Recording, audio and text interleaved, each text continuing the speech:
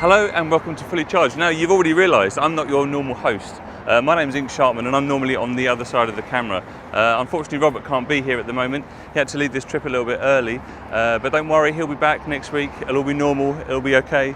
But for now, I'm in Abu Dhabi and I got to spend some time with this charming Dutchman called Wiebe Wekker, and this is his story.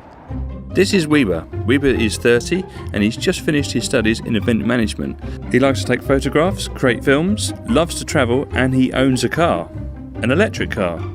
And from the 15th of March 2016, he's been on the greatest adventure of his life. Go to plugmeinproject.com for more information and to plug him in, because with your energy, he will definitely make it.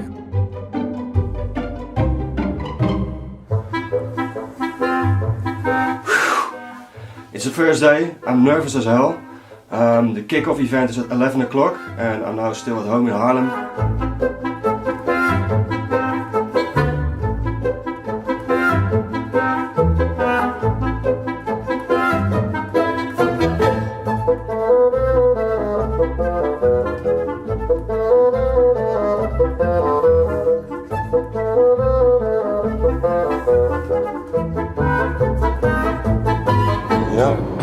Yeah. What was the original thinking behind your trip from Netherlands to?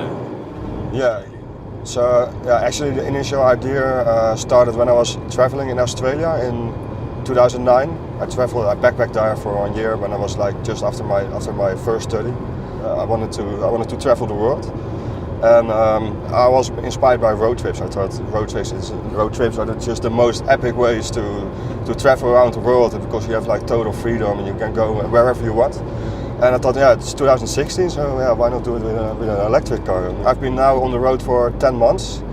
Started in March, and I've seen 22 countries so far, and did 34,000 kilometers.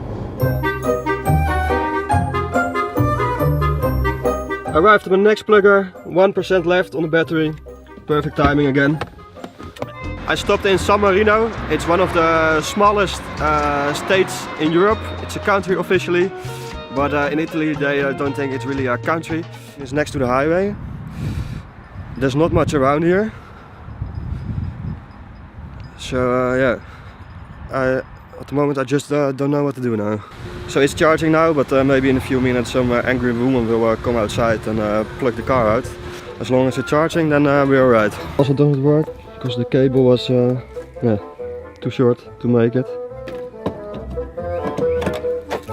So, yeah, it's good. 6 hours? Yeah. You are stuck here for 6 hours? At least, yeah. At least? Yeah. Okay, so what's your plan for the next 6 hours being here stuck? An apple, sausages and some vitamin pills. I believe it's now the 4th time I slept in a car. The time is 10:15. The car is charged 21%.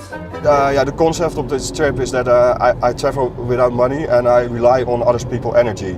So I have a website with a Google map. My website is plugmeinproject.com, and on this map people can select a location and they can plug me in with food, a place to sleep, or energy for the car. And based upon these offers, also the route to Australia is decided. So I don't travel in a straight line to the land down under, but I zigzag my way over the world. So that's why I went to Belgium, and then there were again some people from Holland who said to come here. So I went back for some interviews. And from Holland I went into Germany. Then I went south, so I went via Switzerland to Italy. And when I was in Italy, there were a lot of people from Scandinavia said like come here. So I went up again and went via Austria to Germany, to Denmark, into Sweden, across to Norway, and went all the way to the North Cape, which is the most northern part of Europe. Finland. Drove into Russia, so from St. Petersburg I went to Moscow. A few months ago I decided that Moscow will be, from there I had to choose, like either I would go eastwards, so via Kazakhstan to China and then all the way down to Southeast Asia to eventually reach Australia.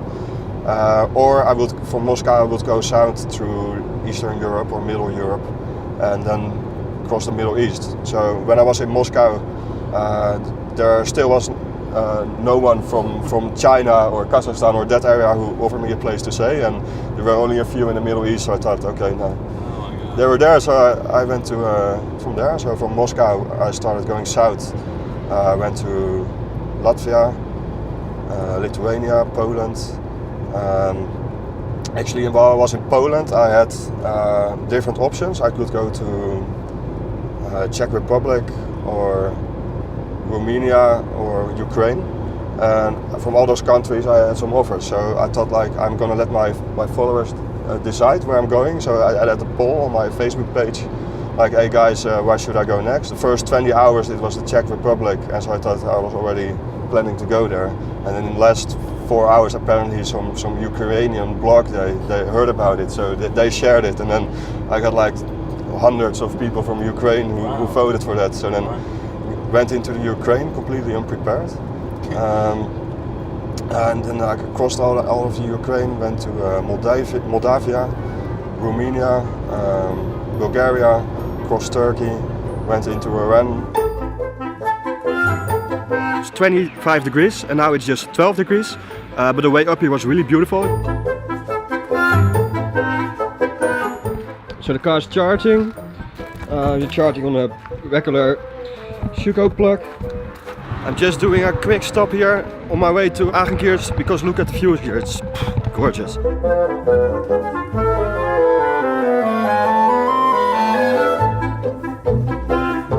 It's plugged into here.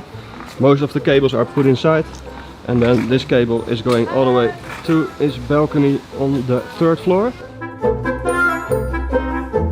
Iran was the most interesting country because they really didn't see electric cars. I found some universities who build here, but you don't see them on the streets at all. And but they love it, you know. I mean, this car is a big blue shiny car, so they know there's something going on. And yeah, it's funny when you drive into a gas station without sound, and they're looking for where can I put in the hose, and then tell them it's electric, and they don't understand, and they want to see everything, and everybody likes it, you know. It's really interesting. They love that there's no sound and the speed of it, and you're always surprised when they hear that the top speed of this car is 260 kilometers an hour. Yeah. I knew people were nice there, and of course there are a lot of people who warned me, like, don't go there, you're crazy, you're never going to get out alive. But I knew it's not true. I knew people are obviously like really kind there, and they didn't really know what exactly to expect. But yeah, the way people received me there, it was really special. I mean, the people are there so polite and so open, and when they invite you to their house without any hesitation, and then they invite their cousins and their nieces, nephews, and the nephews of the nephews, and then those where they're married with and everything. So then the whole family comes to meet you, and they want to hear all your stories and everything. And they really like it because, I mean, they haven't been really good in the news all the time, which is very sad, of course, but because the people they're very Western, and it's only the government that it's really just a little bit crazy. So they were very happy that I was there to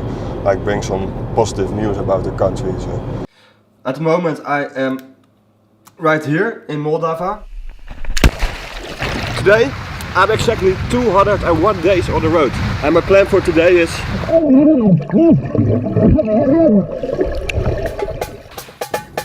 so this is how the road trip started. In the morning I picked up Kieran in Dubai and started driving.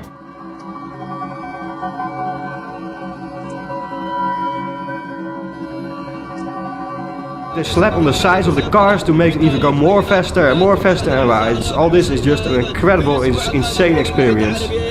Well, I think that this project really shows that like people are really good by nature and everything, and I really have, because that's what I learned about this trip, because I travel without money, so sometimes I need people to help me further, where I can get some food, or I need a socket to charge my car somewhere, because I go in places where there's nobody who offered me something. And so then I see people, and people which I maybe in the past would have passed by, you know, because they look a little bit dodgy maybe, so I thought like I'll go somewhere else, but then now I had to approach these people, and then I find out you're, very kind and everything, and so nice, so that's really something that learned about this trip. Yeah. And the people that you stayed with in Iran, did they go on your website? Did they know about that before? When I when I entered Iran, I had 0 people who offered me something, and I was thought it would not get more because they are disconnected from social media. Instagram is the only social media channel which is not behind a filter. And in Tehran, I got in touch with some guys who had a website, a blog called Asbe Boghar. It means horsepower in Iranian, and they shared just one message on their Instagram account, and like in 2 days I got like 85 people who offered me a place to stay, which is so now Iran is the country where I got the most offers from any other country so far. So yeah, that was pretty special. Yeah, Iran I had the most.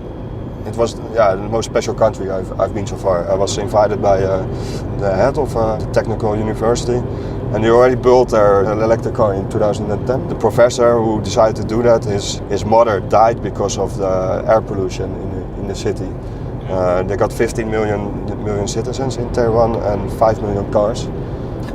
So he wanted to do something about it and decided to build his own electric car. Yeah, so. Even in those countries, people are concerned about the environment and think about sustainable mobility, which I thought was very interesting. So here you'll find most of my survival gear. So I have tents, sleeping bags, all gear to, for the situation that I don't have a place to stay, then I can put up a tent. For every country, I fit it with a different connector. And as I just told, the level of electricity is a bit lower here in the UAE. I was at home, so I smelled it and I instantly plugged it out. But all right, here this big black box that is put inside of here. It goes all the way to the back seat, and then the first half is the charger, and the second half is more battery. So we have 2 switches over here on the charger. So here I can switch between 10A or 16 ampere charging, and this button it can choose like to charge it until 85% or completely full. It's a little bit weird. It used to be 108% the maximum, but now it's 105%. So this is to like when you leave your car for a while at home and you still want to charge it. But if you charge it completely and let it there, it will damage the battery. So then you can choose it to charge it not completely full to not damage the battery. So this is my primary charging cable. It's manufactured by Wallbox UK and got it from the EV company. It's quite ideal because it's very long, it's 12 meters and it's got like a Wallbox attached. So with this I can set it to charge between 1 and 32 ampere. So this huge golden box, it's the converter, and on this picture you can see exactly what's inside of the box. And they put it in there because people wanted to open this box, obviously, to see what's inside, but you will lose warranty. So they put a lock inside and place this picture so people can still see what's going on inside of the box. Do you know what all those parts are? No, no idea.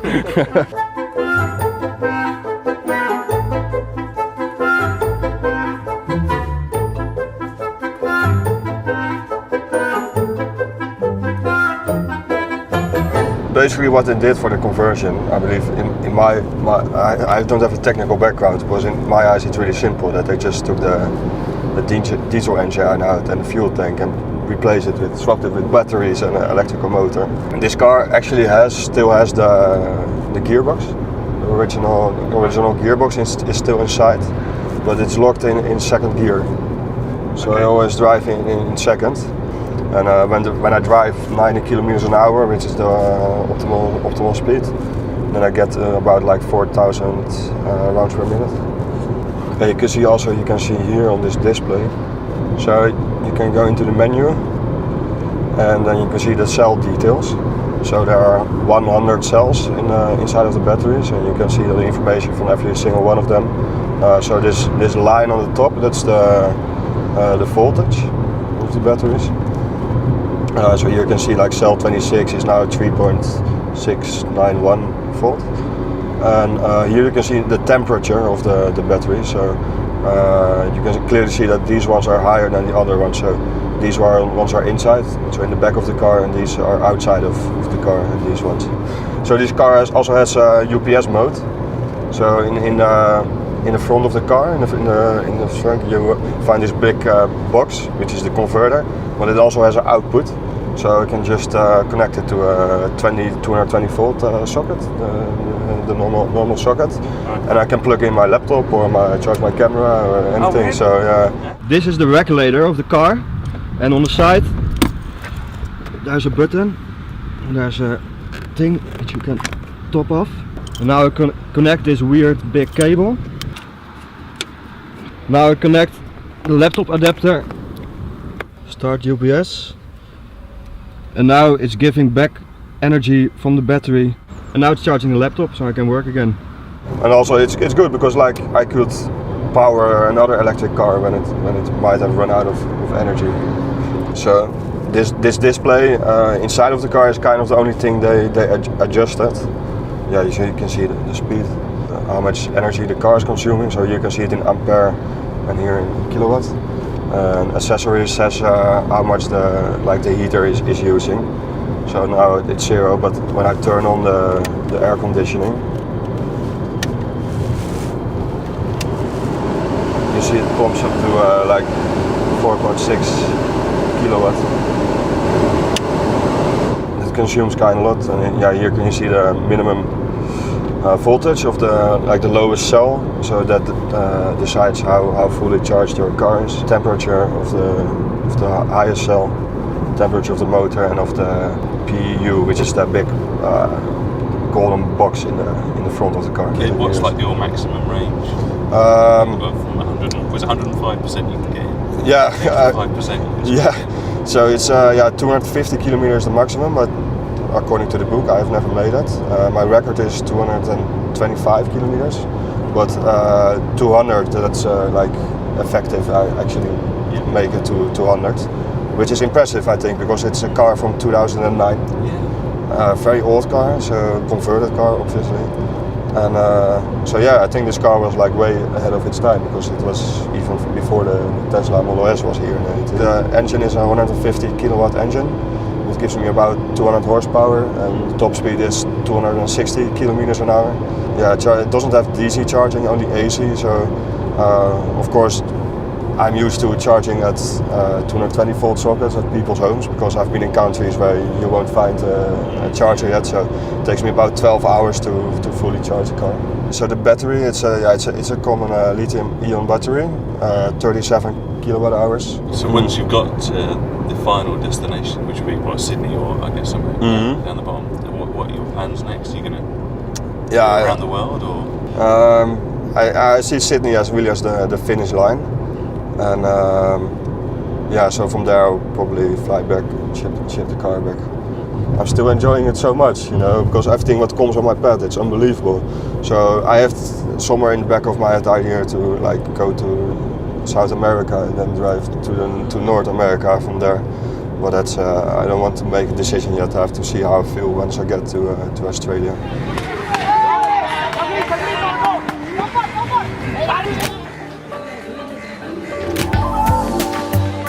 Weber is now in India. He's shipped the car to Mumbai and he's continuing on his remarkable journey. You can follow his progress on plugmeinproject.com. It's worth a look.